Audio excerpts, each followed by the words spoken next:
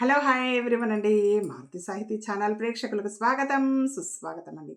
అంతా బాగున్నారా అండి? మేమంతా బాగున్నామండి. ఈరోజు మన మారుతి సాహితీ ఛానల్లో ఎద్దనపూడి సులోచనారాణి గారు రచించినటువంటి అమృతధార నావెల్లో ఈరోజు ఎపిసోడ్కి వెళ్ళే ముందు నిన్నటి ఎపిసోడ్ ఏంటో ఒకసారి గుర్తుకు తెచ్చుకుందామండి.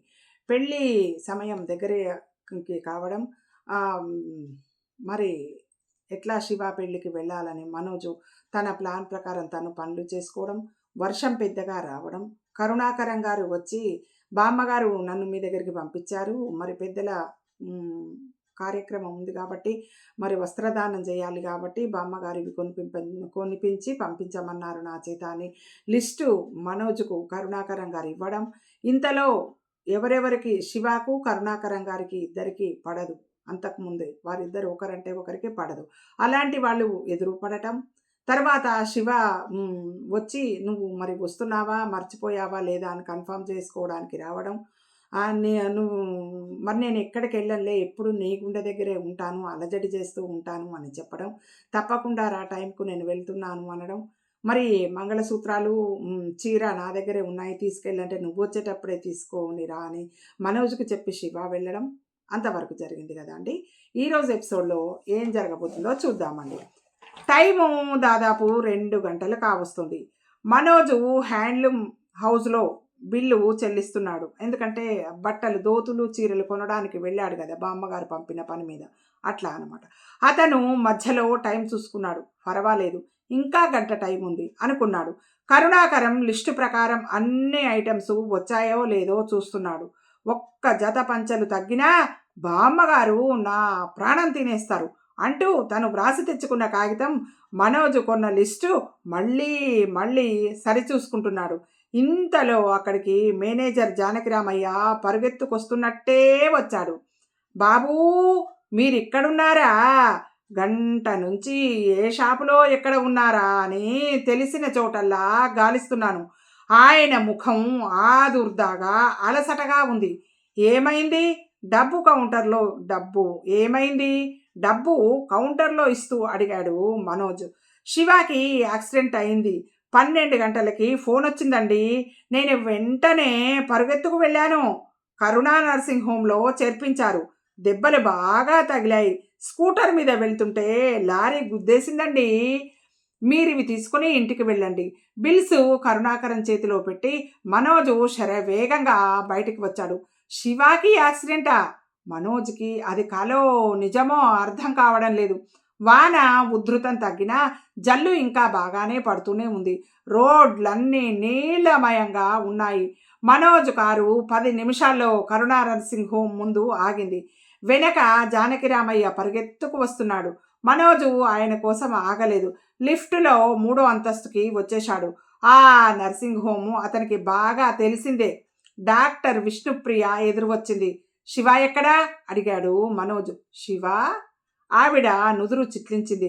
ఓ యాక్సిడెంట్ కదూ, అదిగో అక్కడ థియేటర్ వైపు చూపించి వెళ్ళిపోయింది విష్ణుప్రియ. మనోజ్ అటు వెళ్తుంటే డాక్టర్ ప్రభాకర్ వచ్చాడు. ప్రభాకర్ శివ అడిగాడు మను. ప్రభాకర్ శివ ఎక్కడా అని అడిగాడు మను. మను కమ్ హియర్. ప్రభాకర్ చెయ్యి పట్టుకుని తీసుకువెళ్ళాడు. ఎలా ఉన్నాడు? మనోజు అడిగాడు. హెడ్ ఇంజరీ అంటే తలకి గాయమైంది. బ్లడ్ కావాలా? నాది వాడిది ఒకటే గ్రూపు. మను ఏం కావాలి? నువ్వు ఇక్కడ ఏం చేస్తున్నావు ప్రభాకర్? శివ దగ్గర ఏ డాక్టర్ అటెండ్ అవుతున్నారు? దెబ్బలు పర్వాలేదా? స్పృహలో ఉన్నాడా లేదా? మనోజు వెళ్ళబోతుంటే ప్రభాకరు ఆప్ చేశాడు. మను ప్లీజ్ నా మాట విను. ముందు వాడిని చూడని ప్రభాకర్. ఈరోజు సాయంత్రం వాడి పెళ్ళి. My God what a tragedy. Don't mention that word. వాడు క్షేమంగా ఉంటే పెళ్ళి ఇంకో రోజు అవుతుంది. మనోజు వెళ్తూనే అన్నాడు. ప్రభాకర్ ఆపరేషన్ థియేటర్ తలుపు తెరిచే ముందు చెప్పేశాడు. మనో షాక్ ఫీల్ అవ్వకు. శివాకి తలకి ఛాతీకి బాగా దెబ్బలు తగిలాయి అంటే కోలుకోవటానికి టైం పడుతుందా? నో. మనోజు అనుమానంగా అడిగాడు. కండిషన్ క్రిటికల్గా ఉందా? ప్రభాకర్ తల అడ్డంగా తిప్పాడు.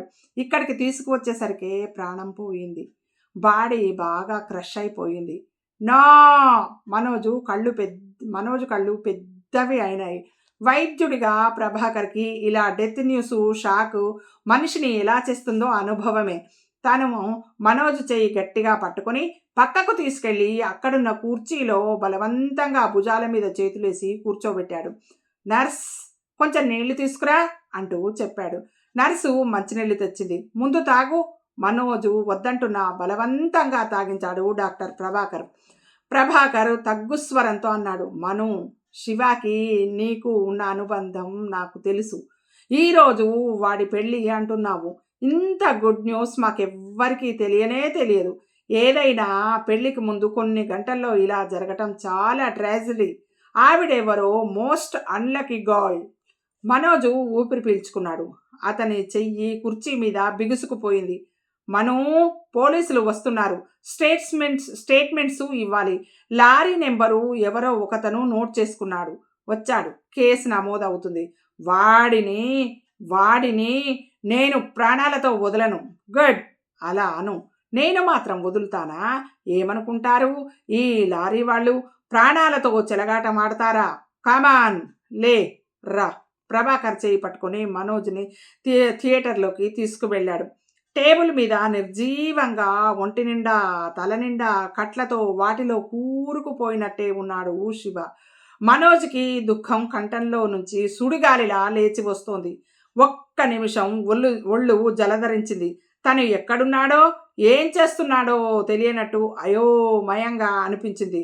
అక్కడంతా మృత్యు కరస్పర్శ అతి శీతలంగా, తాను తాకిన ప్రతి వస్తువుని నిర్జీవం చేస్తున్నట్టుగా, ఆ నిశ్శబ్దం భయంకరంగా శరీరం కలవరిస్తున్నట్టుగా ఉంది.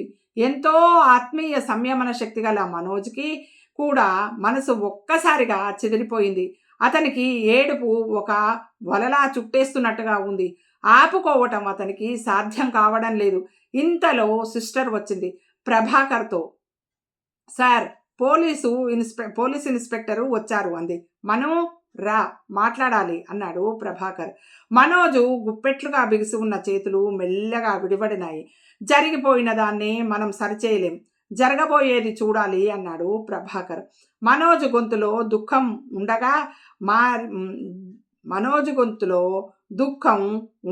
మారి ఉక్కిరి బిక్కిరి చేస్తోంది. అతని ముఖంలోకి రక్తం పొంగి వచ్చింది. శివ వైపు చూశాయి అతని కళ్ళు. నిర్జీవంగా ఉన్న అతని శరీరం తన వైపు, నా ప్రాణం నాకు తెచ్చిస్తావా అని నిస్సహాయంగా అడుగుతున్నట్టుగా ఉంది. అతని మనసు శివ ముఖం మీదకే నిలిచి ఉంది. అతని శరీరం మాత్రం అతని ప్రమేయం లేకుండా ప్రభాకర్ తీసుకెళ్తుంటే గది బయటికి వచ్చింది. ఎవరిది? మనోజ్. పోలీస్ అధికారి ప్రశ్నలు వేశాడు. మీకెవరి మీదైనా అనుమానం ఉందా? లేదు అన్నాడు మనోజ్. అస్సలు శివ ఈరోజు ఈ ఊళ్ళో ఉన్నట్టే ఎవరికీ తెలియదు. పోలీస్ అధికారి డాక్టర్ది మనోజ్ది స్టేట్మెంటు రికార్డు వ్రాసుకున్నాడు. కరుణాకరం వచ్చాడు. ఏమిటి బాబు ఈ ఘోరం అన్నాడు. కరుణాకరం గారు, మీరు కారు తీసుకెళ్ళి బామ్మను తీసుకురండి అన్నాడు మనోజ్.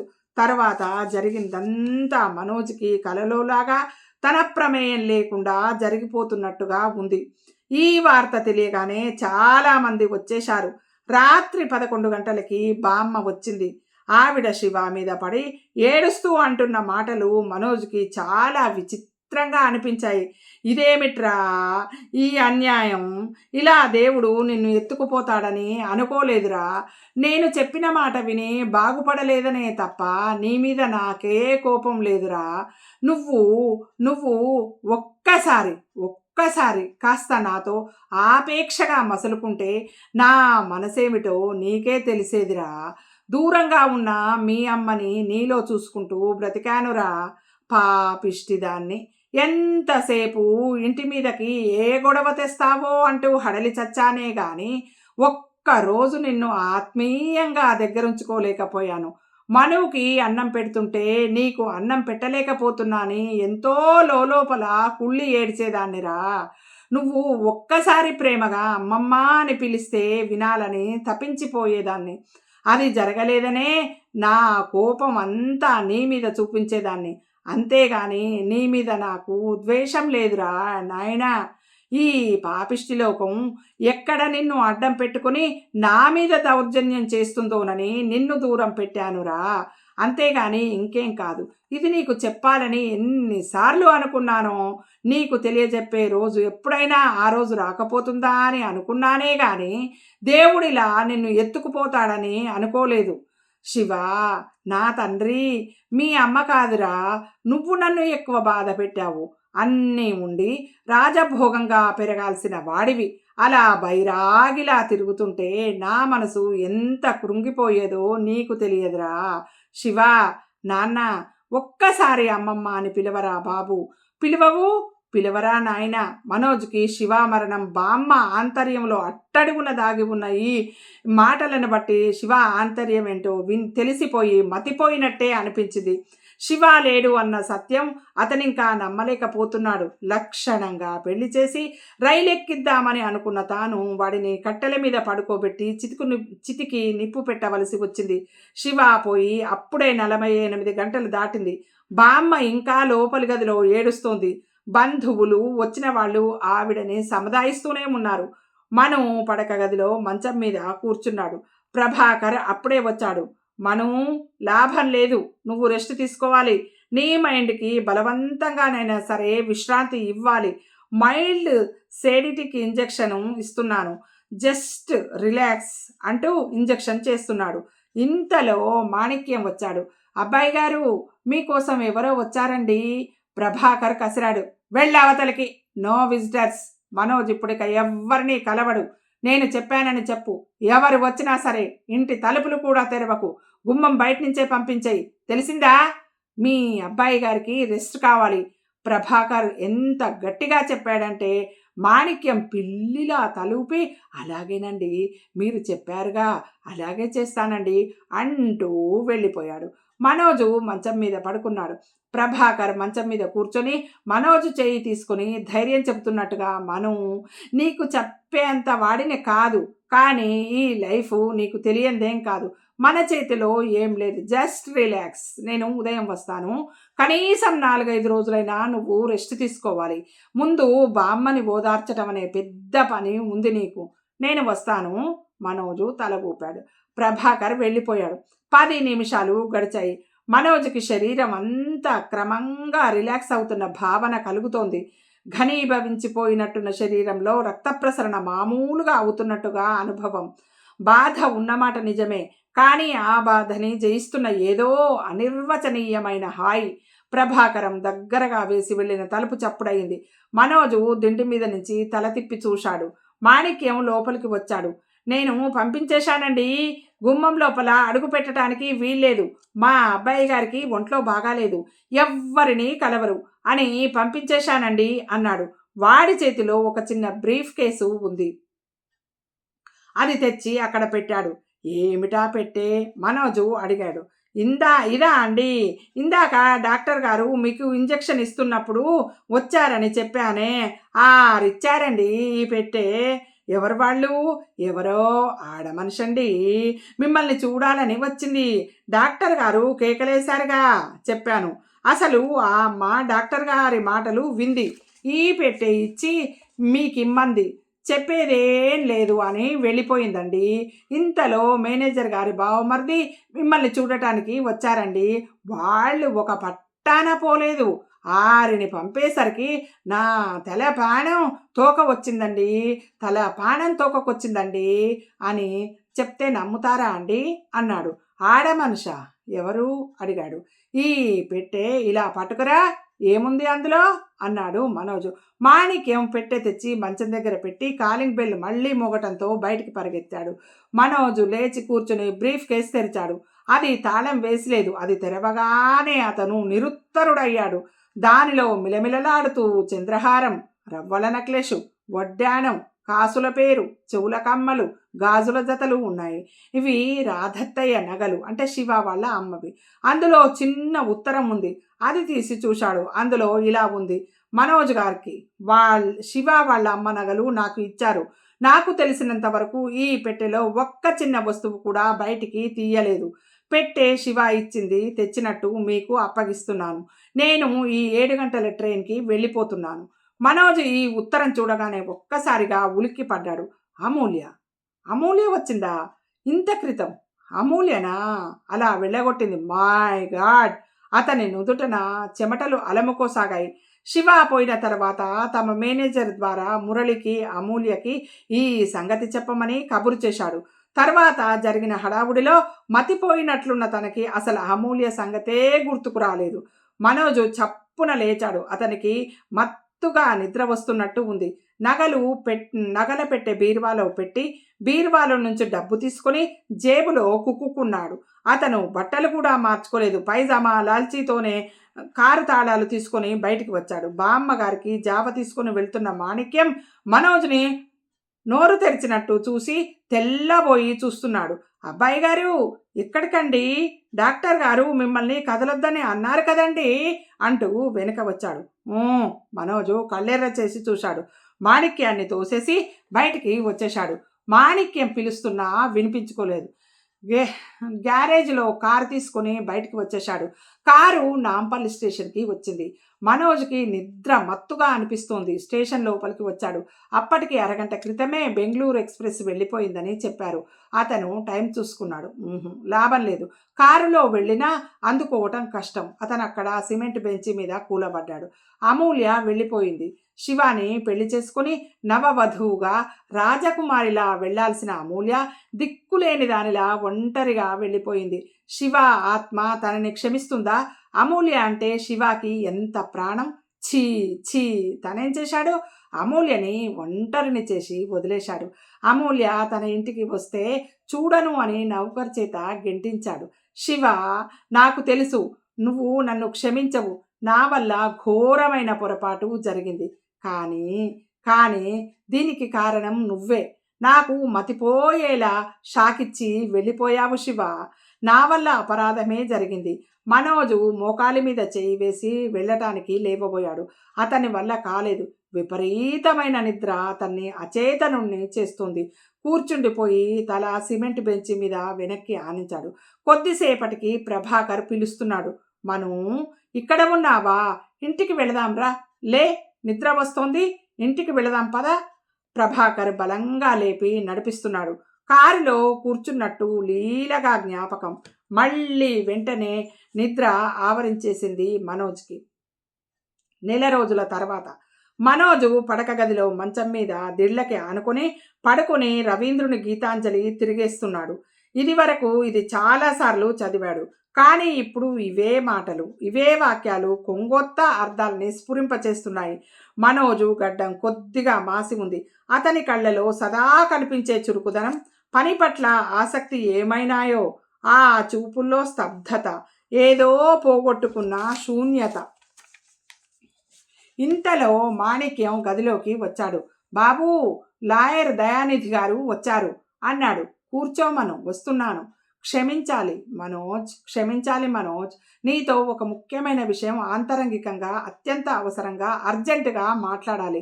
మనం బయట హాల్లో కంటే ఇక్కడే మాట్లాడుకుంటే బాగుంటుందేమోనని ఇక్కడికే వచ్చాను అంటూ దయానిధి లోపలికి వచ్చాడు.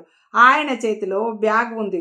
పర్వాలేదు రండి. మనోజు లేచి వచ్చి కుర్చీలో కూర్చుంటూ, మాణిక్యం, లాయర్ గారికి కాఫీ తీసుకురా అన్నాడు. మాణిక్యం అక్కడి నుంచి వెళ్ళిపోయాడు.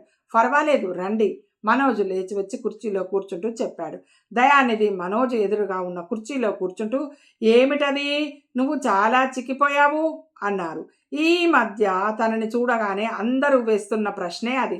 ప్రభాకర్ కూడా నిన్ననే హెచ్చరించాడు. మనం వెయిట్ లాస్ ఉంది, జాగ్రత్త సుమా. తను నవ్వేశాడు. ఏం పర్వాలేదు, ఈ శరీరంలో ఇంకా చాలా బలం ఉంది.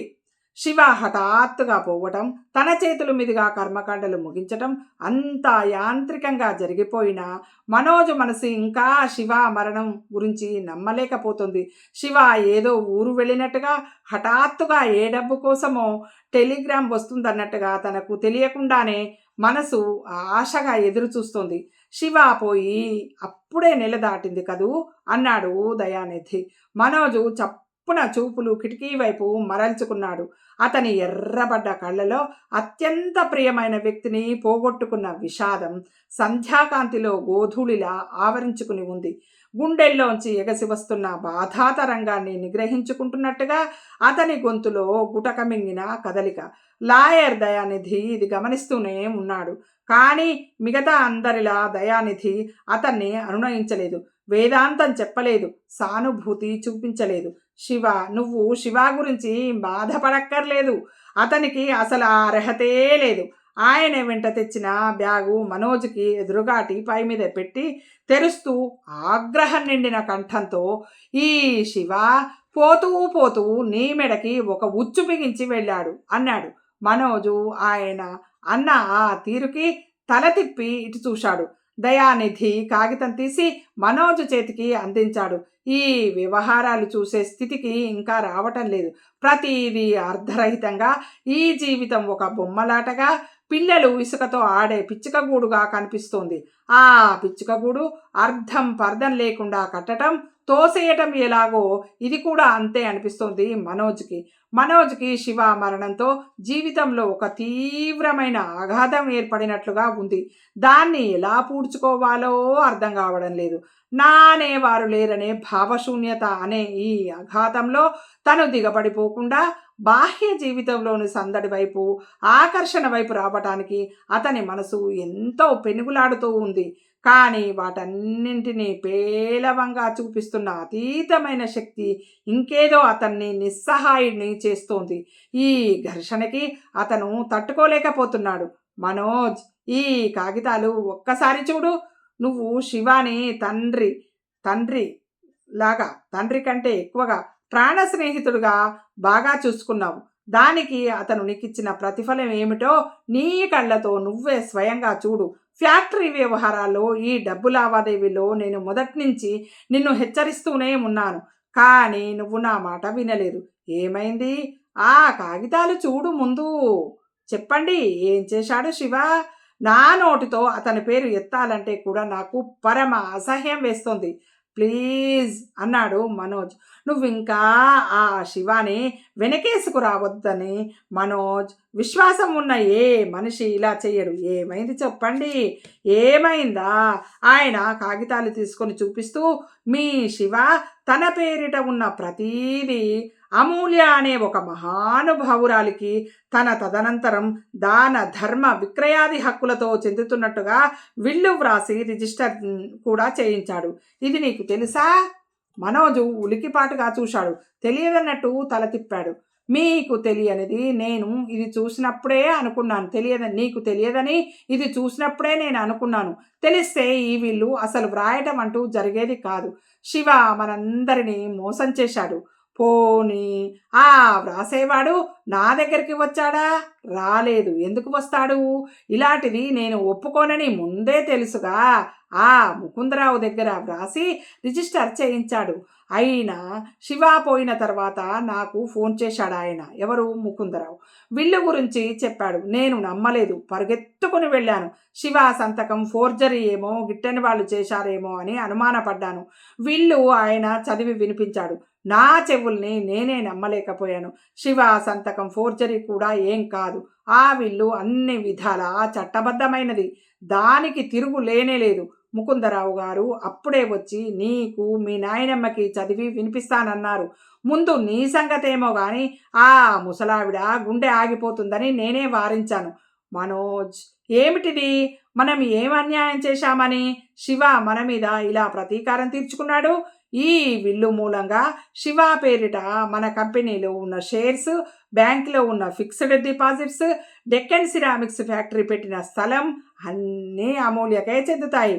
అంతేకాదుట, ఊరిలో మీ అత్తయ్య పేరిట పొలం ఉందిట. ఇంట్లో మేడ మీద భాగం కూడా శివ తల్లిదేట.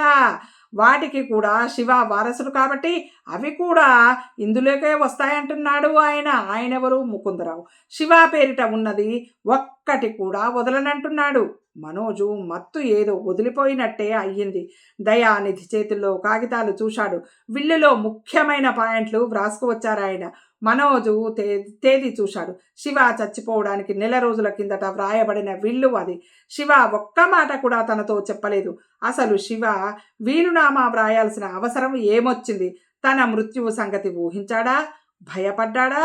కనీసం మాట మాత్రమైనా తనతో ఈ అనుమానం బయట పెట్టలేదే. అంటే తనని నమ్మలేదా? దయానిధి మొత్తుకుంటున్నట్టుగా అన్నాడు. శివ ఒకరోజు నా దగ్గరికి వచ్చి వాళ్ళమ్మ నగలు బ్యాంకు నుంచి తెచ్చుకోవాలి, లాకర్కి ఇవ్వమన్నాడు. ఎందుకంటే చెప్పలేదు. నేను ఇచ్చాను. నగలు తీసుకున్నానని చూపించాడు. కీ తిరిగి ఇచ్చేశాడు. ఆ నగలన్నీ ఏం చేశాడో, ఎవరికిచ్చాడో అవి అవి నా దగ్గరే ఉన్నాయి అన్నాడు మనోజ్. అసలు ఇంతకీ ఆ అమూల్య ఎవరు, నీకేమైనా తెలుసా అన్నాడు ఆయన. తెలుసు, శివ పెళ్లి చేసుకుందామని అనుకున్న అమ్మాయి. అది సంగతి. అయితే ఇది శివాకి పుట్టిన బుద్ధి అయి ఉండదు, ఆ అమ్మాయి చేయించుకున్న ఏర్పాటు అయి ఉంటుంది. అమ్మో ఎంత జానా! ఆవిడ ప్రలోభంలో పడి శివ కళ్ళు మూసుకుపోయి ఇలా చేశాడు. శివ తన పెళ్లి గురించి ఎవ్వరికీ తెలియజేయడానికి వీలు లేదని అనటంతో తాను దయానిధి గారికి కూడా చెప్పలేదు. అమూల్య రావటం, శివ పెళ్లి ప్రయత్నం ఆయనకి కూడా తెలియదు. శివ ఎప్పుడు ఏ క్షణంలో బ్యాంకు లాకర్కి కావాలన్నా ఇమ్మని, తనకి ఫోన్ కూడా చేయాల్సిన అవసరం లేదని తను దయానిధి గారికి ఎప్పుడో ఆదేశం ఇచ్చాడు. శివాకి ఇష్టం లేనిది, బాధ పెట్టేది తనకి తెలిసినంత వరకు తను ఎప్పుడు ఏ చిన్న పని చేయలేదు. ఆ రోజు సాయంత్రం శివ పెళ్ళి అనే సంగతి ఇంట్లో తనకి, మాణిక్యానికి తప్ప ఎవ్వరికీ తెలియదు. చివరికి బామ్మకు కూడా. ఆవిడకి తను చెప్పాలా వద్దా అని పడుతున్న అంతర్మథనం శివాకి హఠాత్తుగా ఎదురైన ఆకస్మిక మృత్యువే పరిష్కారం చెప్పింది. మనోజు నిట్టూర్చాడు. ఆ ముసలావిడ బారి నుంచి అమూల్యను రక్షించటానికి ఏర్పాటు చేస్తున్నానని ఆ సాయంత్రం అన్న మాటలు గుర్తుకు వచ్చాయి. అత్తయ్య నగలు తీసుకుంటున్నానని చెప్పాడు. అవి 5-6 లక్షలకు పైగానే చేస్తాయి. అవి ఇవ్వటమే అమూల్యకి చేస్తున్న ఏర్పాటు అనుకున్నాడు. అది శివ సొమ్ము, అతనిష్టం అనుకున్నాడు. కానీ ఈ విల్లు సంగతి తనకి తెలియదు. శివ ఎందుకు ఇలా చేశాడు, దీని ఫలితం ఏమిటో శివ ఆలోచించలేదా? దయానిధి అన్నాడు. మనోజ్, జరిగింది మనం మార్చలేం. విల్లు వ్రాసింది ఆ ముకుందరావు కదా, చాలా పకడ్బందీగా వ్రాశాడు. ఇప్పుడు జరగబోయేది ఏమిటి అని మనము ఆలోచించాలి. మనోజు ఆయన వైపు చూశాడు. ఏం చేయగలం మనం? ఏదో ఒక ఉపాయం ఆలోచించాలి. మనోజు తల అడ్డంగా ఊపాడు. శివకు నేను బ్రతికి ఉన్నప్పుడే ఎప్పుడూ మోసం చేయలేదు. చనిపోయిన తర్వాత చేస్తానని ఎలా అనుకుంటున్నారు? శివ ఇష్ట ప్రకారం అక్షరాల శివ విల్లు రాసినట్టు జరిపించటమే నా కర్తవ్యం. ముకుందరావు గారిని రమ్మని చెప్పండి. విల్లు ప్రకారం శివ పేరిట ఉన్న ఆస్తి అంతా అమూల్య పేరిట విడదీసి అప్పచెప్పేస్తాను. మనోజ్, నీకు మతిపోయిందా? నువ్వు ఏమంటున్నావో నీకు తెలుసా? తెలుసు. శివ ఇష్టం అక్షరాలా జరిపిస్తాను అంటున్నాడు. నీకేమైనా పిచ్చి పట్టిందా? ఆ ముక్కు మొహం తెలియని ఎవరో అమూల్యకి నీ కష్టార్జితం పంచటం? నేను శివాకి న్యాయం చేస్తున్నాను. ఆ ఆస్తి తర్వాత ఏమైంది అన్నది నాకు అనవసరం. మనోజ్, ఆయన లేచాడు. మనోజ్ భుజం మీద తడుతూ, నువ్వు కొన్నాళ్ళు బాగా విశ్రాంతి తీసుకో. నేను బాగానే ఉన్నాను. ఇంకా విశ్రాంతి తీసుకుంటే పిచ్చెక్కుతుందేమో. ఇంతలో మాణిక్యం కాఫీ తెచ్చాడు. మనోజు కప్పులో పోసి దయానిధికి అందిస్తూ, ఈ పని ఎంత త్వరగా జరిగితే నాకంత మనశ్శాంతి. మీరిప్పుడే ఆ ముకుందరావు గారికి ఫోన్ చేయండి. మనోజ్, నేను చెప్తున్నాను, నువ్వు తొందర పడవద్దు. ఉండు, మనం ఏదైనా ఉపాయం ఆలోచిద్దాం. మీరు ఈ ఆలోచనలు మానండి. నేనే ముకుందరావు గారికి ఫోన్ చేస్తాను. మనోజ్ తాగుతున్న కాఫీ కప్పు టీపాయ్ మీద పెట్టేసి వెళ్ళి ఫోన్ చేశాడు. అవతల నుంచి ఆయన కూతురు పలికింది. నాన్నగారు లేరండి, కోర్టుకు వెళ్ళారు. రాగానే నేను ఫోన్ చేశానని చెప్పండి. నాకు ఫోన్ చేయమనండి అని చెప్పి పెట్టేశాడు. దయానిధి మొత్తుకుంటున్నట్టుగా అన్నాడు. మనోజ్, ఇప్పటికే నీకు చాలా నష్టం జరిగింది. శివ చచ్చిపోతూ నిన్ను ఒక ఊబిలోకి దింపేసి వెళ్ళిపోయాడు. అందులో నుంచి నిన్ను ఎలా బయటకు పడేయటమా అని నేను తలబద్దలు కొట్టుకుంటుంటే నువ్వు ఇంకా ఆ ఊబిలోకి కూరుకుపోయి మునిగిపోతానని అంటున్నావు. చూద్దాం, ఏదైనా మార్గం దొరుకుతుందేమో. శివ చెప్పినట్టు చేసి చేతులు దులుపుకోవడం ఒక్కటే ఇందులో నుంచి త్వరగా బయటపడే మార్గం. ఇంతకంటే ఇంకేం లేదు, నాకు అనిపిస్తుంది అంతే. మనోజ్, నీ మతి సరిగ్గా లేదు. శివ షేర్ ఇచ్చేస్తే నీ సంగతి ఏమవుతుందో తెలుసా? తెలుసు. 10 సంవత్సరాల క్రిందట ఎలా మొదలయ్యానో జీవితం అలానే అక్కడికే మళ్ళీ చేరుతుంది. నేను ఎంతో ఆశలతో ఇష్టంతో ప్రారంభించిన డెక్కన్ సిరామిక్స్ ఫ్యాక్టరీ వడ్డీ డబ్బులు కూడా చెల్లించలేక ఆ యూనిట్ అంతా వేలానికి వస్తుంది. స్పిన్నింగ్ మిల్స్లో నాకు వచ్చే వాటా నా పేరిట ఉన్న అప్పులు తీర్చడానికి పావు వంతు కూడా సరిపోదు. మనోజ్, నువ్వు తొందరపడవద్దు. ఇంత అన్యాయం నీకు జరుగుతుంటే మేమంతా చేతులు ముడుచుకొని కూర్చోగలమా? నువ్వు రెస్ట్ తీసుకో, నేను మళ్ళీ వస్తాను. నా అభిప్రాయానికి తిరుగులేదు అన్నాడు మనోజ్. నీకసలు ఇప్పుడే చెప్పకూడదని అనుకున్నాను, కానీ అవతల ఆ ముకుందరావు ఉన్నాడే, అప్పటికే చాలా ఆలస్యం ఇప్పటికే చాలా ఆలస్యంగా చెప్పారు. ఇలాంటివి 10వ రోజు వరకే చెప్పాల్సిన సంగతులు. అవును సుమా, ఆ ముకుందరావు అలాగే తయారవుతానని అన్నాడు. నా ఆయుధాలేవో నేను ప్రయోగించి ఇంతవరకు ముకుందరావును ఆపగలిగాను. అసలు ముందు ఆ అమూల్య ఎవరో ఒక్కసారి కలిసి మాట్లాడాలి. ఇది చాలా అవసరం. తర్వాత ఏం జరగాలి అన్నది మనం ఆలోచించి నిర్ణయం చేద్దాం. నేను వస్తాను. ఆయన వెళ్ళబోతూ ఆగి, ఇదంతా బామ్మగారికి అన్నాడు సందేహంగా. తెలియాల్సిన అవసరం లేదు. పావురాలపల్లిలో ఇల్లు మాత్రం వాళ్ళని రేటు చెప్పమనండి. నేను అడిగినది ఇచ్చి, నేను అడిగినంత డబ్బు నేను అంటే వాళ్ళ మేనత్త పేరు మీద ఇంట్లో భాగం ఉందన్నారుగా, ఆ భాగానికి డబ్బులిచ్చి ఆ భాగం నేను కొనుక్కుంటాను అన్నాడు మనోజ్. ఆ ఉపకారం ఒక్కటి చెయ్యండి చాలు. భగవంతుడా, నేను ఎన్నో విపరీతాలు చూశాను, కానీ ఇలాంటిది చూడలేదు. వస్తాను మనోజ్ అంటూ ఆయన వెళ్ళిపోయారు. మనోజు కుర్చీలో వెనక్కి ఆనుకొని కూర్చున్నాడు. శివ విల్లు వ్రాశాడా? తనకి తెలియకుండా? అంటే తనని నమ్మలేదన్నమాటేగా. శివ పేరిట ఆస్తిపాస్తులు ఎలా పెరిగాయో శివాకి తెలియదా? ఒక్క చిన్న మాట తనకి చెప్పి ఉంటే ఇలా అందరి ముందు తను తలెత్తలేనట్టు నిలబడే అవమానం తప్పి ఉండేది కదా. ఈ కాస్త సాయం చేయలేకపోయాడా? ఎందుకింత శిక్ష విధించాడు? బామ్మ శివ కంటే తనని బాగా చూస్తుందనే కక్ష మనసులో ఉండి శివాకి జరిగిన ఆ అన్యాయం సరిదిద్దాలని తను ఎన్ని విధాలా ప్రయత్నించాడు. ఇదే కాబోలు పెద్దలు చేసిన తప్పులు పిన్నెలని వెంటాడతాయి అంటారు. బామ్మ శివ తండ్రి పట్ల జరిపిన అన్యాయానికి తను మూల్యం చెల్లించాల్సి వస్తుంది. మనోజు భుజాలు కుదించాడు. మంచిదే, శివాకి ఏది ఇష్టమో అదే జరుగుతుంది. ఆ రోజు స్టేషన్ నుంచి ప్రభాకర్ తీసుకొచ్చిన తర్వాత మనోజు వారం రోజుల పాటు బాగా జ్వరపడ్డాడు. జ్వరం వచ్చింది అనమాట. ఊరి నుంచి బామ్మ వచ్చింది. ఊరికి తీసుకెళ్తానంటే ప్రభాకరు వద్దని వారించాడు. జ్వరం తగ్గిన తర్వాత బామ్మ వెళ్ళిపోయింది. వెళ్లే ముందు ఆవిడ మనోజు చేయి పట్టుకొని ఏడ్చేసింది. ఈ ప్రపంచంలో నాకు మిగిలింది నువ్వొక్కడివే. నువ్వు నన్ను అన్యాయం చేయకురా. మనోజ్ ఆవిడను ఓదార్చాడు. బామ్మ, అలాంటి ఆలోచన ఎందుకు వస్తోంది నీకు? నాకేమిటో చాలా భయంగా ఉందిరా. ఇన్ని అనుభవాల తర్వాత ఇంకా నీ మనసు భయానికి బెదురుతోందా బామ్మ? మను, నువ్వు పనులు వదిలించుకొని వచ్చి ఒక్క నెల రోజులు ఇంటి పట్టున ఉండు. వస్తానని మాట ఇవ్వు. అలాగే బామ్మ. తర్వాత వెళ్ళాడు, కానీ వారం రోజులు కూడా ఉండలేకపోయాడు. మళ్ళీ వచ్చేశాడు. అతని మనసుకి శివ వెదజల్లిన విషాదం, ఒంటరితనం ఎంత వదుల్చుకుందామని ప్రయత్నించినా వదలటం లేదు. అవి తన జీవితంలోకి ఇంకిపోతూ తనలో ఒక భాగం అయిపోతున్నట్టుగా ఉంది. ఇంతలో లాయర్ గారు వచ్చి ఈ వార్త వినిపించారు. ఏ వార్త? శివ విల్లు రాసిన వార్త. ఆయన ఆదుర్దాపడటం చాలా సహజం. తనకి ఊహ వచ్చినప్పటి నుంచి ఆయన ఆదుకుంటూ అండగా ఉన్నారు. ఎప్పటికప్పుడు సరి అయిన సలహా ఇస్తూ ఒడిదొడుకులతో తలకిందులు అవ్వబోతున్న ఆ ఇంటి పరువు నిలిచేలా సలహా ఇస్తూ ఉన్నారు. తన తెలివితేటల పట్ల ఆయనకి ఎంతో విశ్వాసం. అందుకే ఆయనంతటా ఆయన డెక్కన్ సిరామిక్స్ ఫ్యాక్టరీలో తనతో పాటు 25 పైసల భాగం వాటా కొనుక్కున్నారు. ఆయనకి ఆ ఫ్యాక్టరీ భవిష్యత్తు పట్ల ఎంతో నమ్మకం ఉంది. ఎంతో ఆశ పెట్టుకున్నారు. ఇంతలో ఇలా అయిపోయింది. మనోజ్కు అమూల్య తరచు గుర్తుకు వస్తూనే ఉంది. శివ పోయిన తర్వాత అమూల్యని తను కలిసి ఓదార్చి సద్భావనతో ఆమెని పంపలేకపోయాను అనే ఆలోచన అతన్ని తినేస్తోంది. అమూల్య ఏమనుకుంటుంది? ఇంటికి వస్తే ఇప్పుడు ఎవ్వరిని కలవరు అనే సమాధానం విని అవమానంగా భావించి ఉండవచ్చా? అమూల్య డబ్బు మనిషి కాదు. డబ్బు మనిషి అయితే అంత ఖరీదు చేసే నగలు ఆ విధంగా గుట్టుచప్పుడు కాకుండా వాపస్ చేసి వెళ్తుందా? విల్లు వ్రాయడంలో అమూల్య ప్రమేయం ఉందా? అని అనుమానించటానికి ఈ సంఘటన వ్యతిరేకిస్తోంది. అసలు అమూల్య ఎవరు?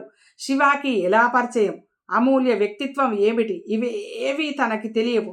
ఒక్కటే మరీ మరీ అనిపిస్తుంది. శివ హఠాన్మరణం తనని మతిపోయినట్టు చేయటం వల్ల అమూల్య గురించి ఆ రోజు పట్టించుకోలేకపోయాడు. అంతకంటే ఇంకే కోపం అమూల్య మీద తనకి లేదు. ఆడపిల్లని, అందులోనూ ఊరుగాని ఊరిలో పెళ్లి చేసుకుందామని తీసుకువచ్చిన వ్యక్తి హఠాత్తుగా దుర్మరణం పాలైతే ఒక్క సానుభూతి మాటైనా పలకకుండా, పట్టించుకోకుండా ఆమెని వదిలివేయడం మనోజ్కి ఎంత నచ్చచెప్పుకోవాలన్నా మనసు కుదుట పడటం లేదు. తన మూలంగా ఒక్క సంస్కారహీనమైన పని జరిగినట్టుగా వ్యధగా ఉంది. ఒక్క క్షణం అమూల్య కనిపిస్తే బాగుండును. క్షమాపణ చెప్పేస్తే తన మనసు తేలిక పడుతుంది. కానీ అమూల్య ఎక్కడుందో, ఎవ్వరో, ఆమె ఉనికి ఏమిటో తనకి తెలియనే తెలియదు. ఈ నెల రోజుల్లో శివాకి తెలిసిన ఫ్రెండ్స్ దగ్గర వాకప్ చేశాడు. శివాకి ఒకళ్ళ స్నేహితులు అనేక మంది. నాటకాలు వేసేవాళ్ళు, మ్యూజిక్ చేసేవాళ్ళు, కథలు వ్రాసే రచయితలు, సంఘసేవ చేసేవాళ్ళు, వికలాంగులు, సమాఖ్య వాళ్ళు, పీఠాధిపతులకి చందాలు పోగు చేసేవాళ్ళు, అయ్యప్ప భక్తులు, రెడ్ క్రాస్ లాంటి ఎన్నో సేవా సంస్థల్లో వాడు వర్కర్. అతని చుట్టూ ఉన్న ప్రపంచం విభిన్న కోణాలమయం. అదొక పద్మవ్యూహంలా ఉంటుంది తనకి. ఆ ప్రపంచంలోకి వెళితే నాది అనేది కానీ, నేను అనేది కానీ మచ్చుకు కూడా లేకుండా మాయమయ్యే లోకం అది. అందరూ కలిసే ఉంటారు, కానీ ఎవ్వరికి సీరియస్ అనే సంబంధ బాంధవ్యాలు ఉండవు. శివ ఒక నాటకం చూసి ఎంత బాగా ఆనందించగలడో, ఒక అనాథ శవాన్ని కూడా అంత తన స్వకార్యం అన్నంతగా తన ధర్మంగా నెరవేర్చగలడు. ఎప్పుడూ అదే మాట, నాది అనే స్వార్థం వదిలేసుకుంటే ఈ ప్రపంచంలో అందరూ మనవాళ్లే. శివాని చూస్తుంటే అందరినీ తన వారిని చేసుకోవాలనే తపన కనిపిస్తుంది. శివ ఫ్రెండ్స్ దగ్గర తను వాకప్ చేశాడు. అమూల్య గురించి ఎవ్వరూ చెప్పలేకపోతున్నారు. శివాకి తెలిసిన మధు అనే అతను నమ్మకంగా చెప్పాడు, ఆ అమ్మాయి నాకు బాగా తెలుసండి. శివ బాగా క్లోజ్గా తిరిగేవాడు ఆ అమ్మాయితో. ఆ అమ్మాయికి కూడా అతనంటే చాలా ఇష్టం. కానీ మీరు పేరు పొరపాటుగా విని ఉంటారు. ఆ అమ్మాయి పేరు అమూల్య కాదండి, అమల. ఇద్దరు వెళ్ళి చూశారు. ఆ అమ్మాయి అమూల్య కాదు, ఎవరో అమలే. మనోజ్కి శివ కనీసం అమూల్య పేరులో తనని మోసం చేయనందుకు సంతోషం కలిగింది. మనోజ్కి ఒకసారి పోనీ పేపర్లో వేయిద్దామా అనిపించింది. కానీ మళ్ళీ అది ఎంత తెలివి తక్కువ, మతిమాలిన ఆలోచన అర్థమైంది. అమూల్య ఒక్కసారి కనిపిస్తే శివ ఎంతో సన్నిహితుడని మురిపంగా చెప్పుకున్న తను అమూల్య మీద ఎలాంటి తక్కువ భావన లేదని చెప్పగలిగితే చాలు. ఒక్కసారి జీవితంలో ఎప్పుడైనా అసలు అవకాశం వస్తుందా తనకి? దయానిధి వెళ్ళి చాలాసేపైంది. మాణిక్యం వచ్చి కప్పులు తీసుకెళ్తూ, బాబు స్నానం చేస్తారా అని అడిగాడు. మనోజు తల ఊపాడు. మాణిక్యం బాత్రూంలోకి వెళ్ళి స్నానానికి నీళ్లు సిద్ధం చేసి వచ్చాడు. మనోజు లేచి వెళ్ళి బీరువా తెరిచాడు. అందులో నుంచి బట్టలు తీసుకుంటుంటే ప్యాకెట్ ఒకటి జారి అతని కాళ్ళ దగ్గర పడింది. మనోజు తీసి చూశాడు. క్షణంలో సగం సేపు అతని వేళ్ళు కంపించినట్టు అయినాయి. అది ఆ రోజు అమూల్య కోసం కొన్న పెళ్లి చీరే. అందులోనే మంగళసూత్రం పెట్టిన పెట్టె కూడా ఉంది. మనోజు వాటి వైపు విచలితుడై చూశాడు. ఆ రోజు తను పడిన చిరాకు గుర్తుకు వచ్చింది. వాటిని చూస్తుంటే హఠాత్తుగా శివ అన్న మాటలు గుర్తుకు వచ్చాయి. నేనెక్కడికి వెళ్ళను మనము. వెళ్ళబోతున్న శివ వెనక్కి తిరిగి వచ్చి తన ఛాతీ మీద చెయ్యి ఆనించి నవ్వు ముఖంతో, ఇక్కడే అంటే మనోజు ఛాతీ మీద చెయ్యానించి శివ నవ్వు ముఖంతో ఇలా అన్నాడు, ఇక్కడే అంటే నీ ఛాతీలోనే, నీ గుండెలోనే అని అర్థం వచ్చేలాగా అనమాట. ఇక్కడే శాశ్వతంగా నిన్నెప్పుడూ అలజడి పెడుతూ అశాంతి పాలు చేస్తూ ఉంటాను, సరేనా అని నవ్వు ముఖంతో మనోజుతో అన్న శివ ముఖం గుర్తొచ్చింది. మనోజు గొంతులో మళ్ళీ విషాదం కెరటంలా ఉవ్వెత్తున వచ్చింది. అతను నిట్టూర్పుని ఆపుకోలేకపోయాడు. ప్యాకెట్ని భద్రంగా అల్మారా లోపలి భాగంలో దాచాడు. తను అనుకున్నదేమిటి, జరుగుతున్నదేమిటి? శివాకి పెళ్ళి అయితే వాడి జీవితం ఒక దారికి వస్తుందని ఆశించాడు. అది జరగలేదు. శివ జీవితం ఇలా అర్ధాంతరంగా ముగుస్తుందని తను కలలో కూడా అనుకోలేదు. తన జీవితం వాడి మరణం వల్ల అనుకోకుండా అనేక సమస్యలమయం అవుతుంది. శివ పెళ్లితో తనకి ఆత్మశాంతి లభిస్తుందని ఆశించిన తనకి ఎదురుచూడని ఎదురుదెబ్బ బలంగా తగిలింది. శివ విల్లు ప్రకారం ఆస్తి డబ్బు విడదీసి పనిచేస్తే తను మళ్ళీ జీవితంలో చిన్నప్పటి నుంచి లాగానే ఒంటరి పోరాటం మొదలు. ఇక ఒక సమస్య తీరుతుంది, ఒక విశ్రాంతి అనుకుని సేద తీరటానికి వెనక్కి ఆనుకుందామనుకుంటే మరికొన్ని సమస్యలు కళ్ళెదుట ప్రత్యక్షం అయినాయి. కొంతమంది జాతకాల్లో కష్టపడటం అనేదే ఉంటుందో ఏమో. ఇది ఈరోజు ఎపిసోడ్ అండి. ఈ ఎపిసోడ్ మీకు నచ్చినట్టయితే లైక్ చేయండి, షేర్ చేయండి, మన మారుతి సాహితీ ఛానల్ని సబ్స్క్రైబ్ చేయండి. మనందరం ఆనందంగా, ఆరోగ్యంగా, సుఖంగా, సంతోషంగా ఎల్లవెళ్ళలా ఉండాలని మనస్ఫూర్తిగా కోరుకుంటున్నానండి. మీ అందరి ఆశీస్సులు, ప్రేమ, ఆదరాభిమానాలు మన మారుతి సాహితీ ఛానల్కి ఎల్లవెళ్ళలా ఉండాలని మనస్ఫూర్తిగా కోరుకుంటూ రేపటి ఎపిసోడ్లో మళ్ళీ కలుసుకుందామండి. ఉంటానండి, మీ మారుతి సాహితీ ఛానల్.